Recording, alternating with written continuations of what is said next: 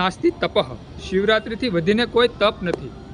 તમે અસંખ્ય જાપ કરો, અસંખ્ય મંત્રોચ્ચાર કરો, હોમ હવન કરો, હજારોને લાખો બ્રાહ્મણોને દાન કરો, પણ મહાશિવરાત્રિથી વધીને કોઈ તપ નથી.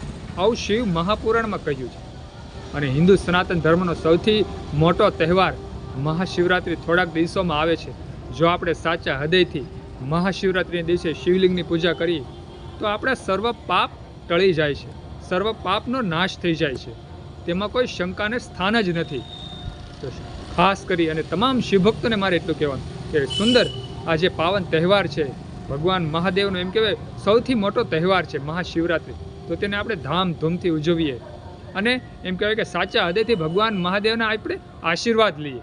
ખાલી પાપોનો નાશ નહીં, પણ આપણે ભગવાન મહાદેવના આશીર્વાદ પણ લેવા જોઈએ. કારણ કે આ કળી કાળમાં આપણે જન્મ લીધો છે, તો દરેકના ભાગ્યમાં સુખ લખેલું હોતું નથી. પણ જો આપણે શિવજીની આરાધના કરીએ, શિવજીની ભક્તિ કરીએ, શિવલિંગની પૂજા કરીએ, તો 100% આપણા બધા મનોરથ સિદ્ધ થઈ જાય છે, બધા મનોરથ પૂર્ણ થાય છે. ભગવાન મહાદેવ દરેક ભક્તો પર કૃપા વરસાવે છે. આદિ અનાદિ શિવ એમ કહેવાય કે સાક્ષાત હાજરા હજુર છે, અમર છે. ભલે આપણને દેખાતા નથી, પણ તમે શાસ્ત્ર વાંચજો, દરેક દેવતા આ ધરતી ઉપર જન્મ લે છે અને ફરી મ્યાન થઈ જાય છે, ફરી એમ કહેવાય અવકાશમાં જતા રહે છે, સ્વર્ગમાં જતા રહે છે. પણ ભગવાન મહાદેવ તો ચરાચર છે, આ ધરતીમાં વ્યાપ છે, ખાલી નામ સ્મરણ જ કાપી છે. જે લોકોએ સાચા હૃદયથી ભગવાન મહાદેવનું નામ લીધું છે, સાચા હૃદયથી નિત્ય શિવલિંગની પૂજા કરે છે, તેનું આ જગતમાં પણ નામ થઈ ગયું છે.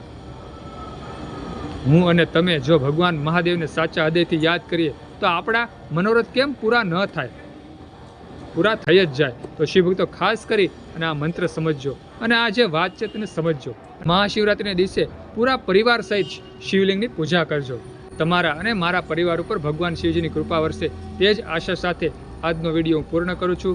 સુંદર આ વિડીયો ગમ્યો હોય તો વિડીયોમાં એક લાઇક આપી દેજો, કોમેન્ટમાં હર હર મહાદેવ હર ઓમ નમઃ શિવાય લખજો અને આ વિડીયો બીજા શિવ ભક્તોને, હિન્દુ સનાતન ધર્મ લોકોને શેર કરી દેજો. બધા શિવ ભક્તોને મારા હર હર મહાદેવ હર અને ઓમ નમઃ શિવાય.